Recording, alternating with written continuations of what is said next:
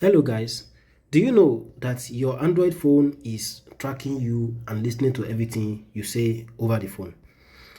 It's not a magic. You may be wondering why you may be having a casual chat with your friend over the phone and probably you discuss about a product, let's say a headset or a gadget for instance, and then you go on Facebook or Instagram and then you start to see ads of the exact product you have just discussed with your friend popping up on your timeline.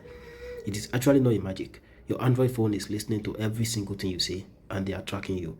So in this video, I'm going to be showing you three settings that you need to turn off on your Android phone so that you will not be tracked.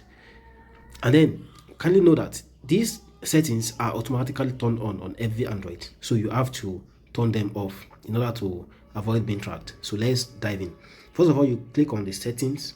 When you go to setting and then you scroll down to where it says Google, click on Google and then you click on all services. You click on it, scroll down and get to where it says privacy and security. In this place, we're going to be exploring three options where we have to turn off these settings so that it will no longer be tracked. Let's first of all go for the personalized using shared data. When you click on it like this, you see all these three buttons here.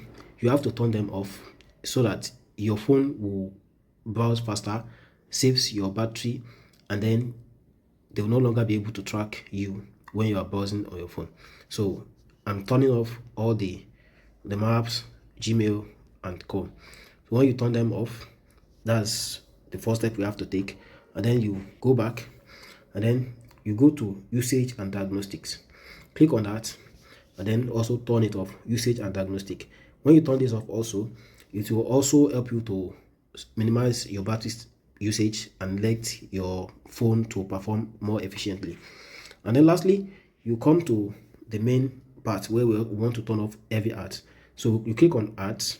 When you click on it, then come down like this and now you see where it says delete advertising ID.